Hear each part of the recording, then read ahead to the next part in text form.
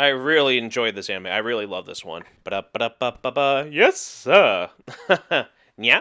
Nyan Koi. One of those things where, what I love about Sentai is they always have most amazing sales. Seriously, like they have it like you can get anime on Blu-ray and stuff like that cheap. I've got so many anime I still have yet to watch. Probably half of what I've got. Probably more than half of what I got because there's just so many, and then they're either so cheap. And this is one of those on there because I saw the cute girl on there and new English dub. I don't mind dub. Nyan Koi. The girl's on the cover, and I look on the back, and of course, you judge by the cover, and it seemed interesting. I like cats. It's funny. Seems funny. And then you get like good shots of like them, like little lolly girls holding cats, and then you got them in an onsen for clips. I'm like, okay, so it looks like it'll have some kind of fan service in there, so I'm okay for that. And it just seemed interesting. He was allergic to cats. Now he's facing total catastrophe. I hate that kind of stuff, but it's what we do now. But Nyan Koi. And what really drew me was like the cute girls on the cover, especially the one on the front with the mole by her eye, which became my favorite one there, even though all the girls are really pretty much great. Then I watched it, and it was funny. It does have its etchy moments, its fan service moments, and especially for my favorite girl, she's got the big opie, and she gets like some naked stuff going, very hot and sexy, and then she's wifing up because you feel for her and her arc and everything. But that could be more here. I'm trying to do a nice quick review here for one without spoiling too much. But we got Junpei Kosaka, high school student, allergic to cats, and he has this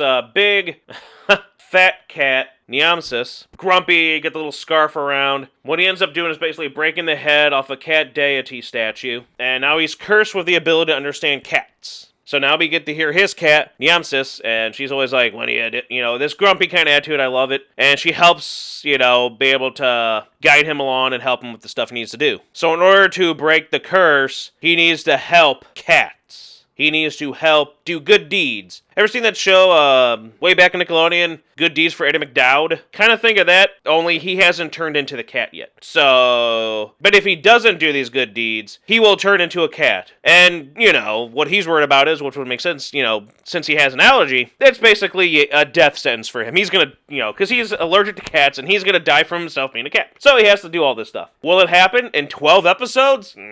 But we get hilarity, because there's all these girls. He gets kind of the harem of sorts. And he, of course, likes a girl. And it's one of those things where she's a good girl, very caring, but it's one of those things where she doesn't, like, for the most part, feel that way back, and it's one of those ones, again, where you got, like, a good girl who does, she's a good girl, and she's, one of those things there, again, I believe she's also a childhood friend in a sense of his. And, of course, you know how that works. So it's always that stuff. That's the one thing I hate in anime. Everyone else complains about the cliches of, like, always falling into the girl's puss or falling into some opie. Whatever, I don't mind the ecchi stuff there because I like ecchi. Or the bread in the mouth thing, or the other cliches. Most of the cliches, I don't care because it's, do you complain about the cliches and stuff that happen in regular American cartoons and stuff like that? No? Then why do you whine about the anime ones? It's gonna happen, get over it. But one of the ones that I get tired of is not as much as silly things like that, like, there's boobs. There's, them talking while they should be battling. There's the overpowered stuff. There's the bread again, like I said. What gets me is when it comes to, like, character stuff there. Like, sometimes you do get tired of it, like how the guy did absolutely nothing. It was the girl that was naked in the first place, but then he gets the shit beat out of him. It's like, how's that fair? But anyway, it's this thing here where it's the childhood friend gets nothing while the one the guy likes doesn't like him back. It's like,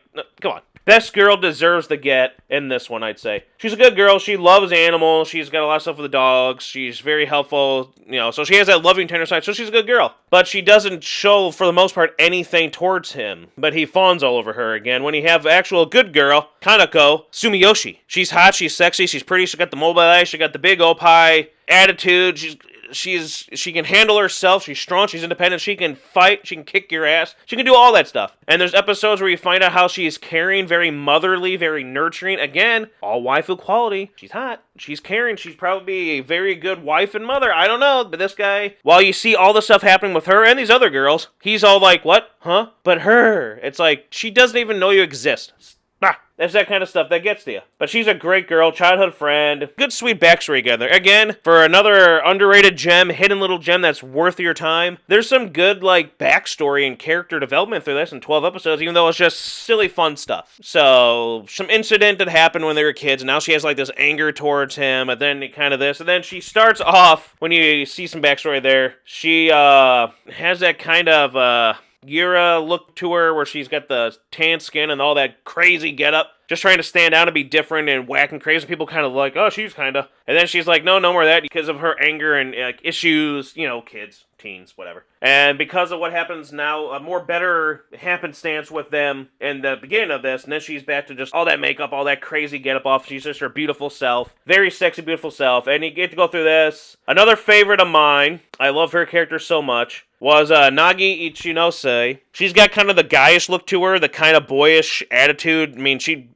but you can still see the femininity in her eyes and her hair. When you get to take her stuff off, I mean, she's flat, but you'll still see breasts. But so she's more manly looking, but her personality and everything is so funny. The way she is, she's kind of full of herself. I'm having you two for dessert today. You're insane. Do you know that? Very assertive. That behavior, all that stuff there.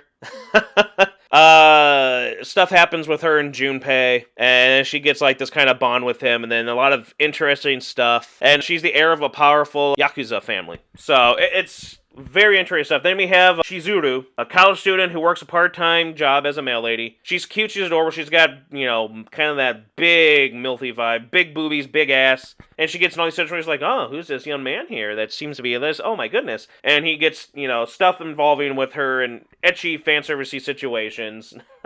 When he's like, no, and she's like, oh my. So it's very cute. She's just kind of a side character. It's pretty funny, but she helps out and gives advice and all. Then we have the little lolly twins, Akari and Kotone Kirishima. Both of them are good. Again, I don't mind the dub actress. I'm not a dub versus sub. I prefer whatever I prefer.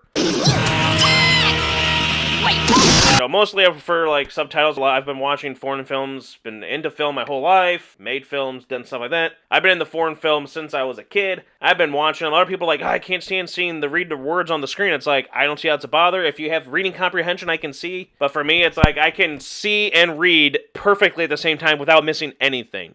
I'm a fast reader. I mean, I'm just like, I can understand. I've been watching it since I was a kid. Yeah, actually a kid watching foreign films. So there's that. So it doesn't bother me. I love her voice. Like, she's got kind of a naughtier tone. So there's Kotone. She's the twin sister of Akari. And she's a bit sadistic, delusional, obsessive. And they help out. And the other one's more of a bad attitude towards Junpei because her sister has a crush on him, and then changes when she gets a crush, and also they're very cute girls. The other one's more of the naughtier one. The other one's more like the tsundere kind of naughtier one. And they help out with the shrine and try to help him because they have knowledge of the shrine and the gods and the cat deities and stuff. Connections with cats. I don't want to spoil too much again. And you see like the opening and ending, catchy songs, and then sexy visuals for like the opening when they're in like cat outfits. Of course, everyone's in cat suits, and you see butts and the little lolly girls in cat suits, which makes me think of like Ilya, which is like naughty. But again, best girl is Kaneko. I love her so much. She's beautiful. She's totally waifu. It's just like we're a young married couple. Maybe I'll do a waifu Wednesday of her. She deserves it. She gets my attention. All the girls are great. Junpei's a funny character himself. Most of the time, these ones, like a lot of times, for me, I'm more of like, I like the female characters, the male characters. It depends on what anime. That used to be a big part. But he was funny. He was entertaining. He kind of sucks for him. But in a way, it's kind of good for him because he gets like all that pussy. Cats, people. Cats. I'm talking about cats. Yeah, see there? Yeah, jokes aren't good, people. Wasn't clever, but I still got a kind of a grin on that. I got a smile right now for saying that one. But then we have Tama. I love Tama. So he's a cat owned by a monk in charge of the temple whose statue was broken. Yes. And for me, listening to the dub, he has this voice where it's like,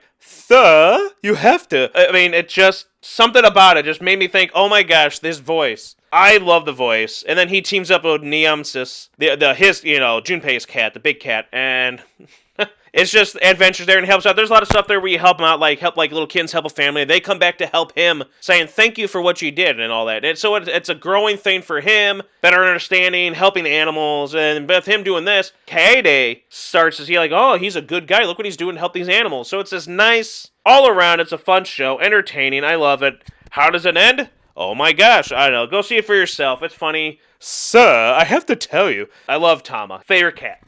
But everything about it was so fun. There is, a lot of humor, a lot of good story development, and a lot of opai all over the place. There's an onsen scene. There's a whole bunch of good nudity. Do you see anything? I don't know. Go check for yourselves. But it's a very good show. Again, Kaneko, best girl. All of them great girls. All of them great cast. He's a great cast. The monk for the shrine is a character all on his own, amongst some other side characters. Interesting stories, interesting takes, touching little story in a way. All fun. Definitely worth your time checking out. Keep happening. ding ding ding ding ding ding ding ding ding. J. Ding ding ding ding ding ding ding ding ding. J. Ding ding ding ding ding ding ding ding ding. J. Ding ding ding ding ding ding ding ding. Ding ding ding ding ding ding ding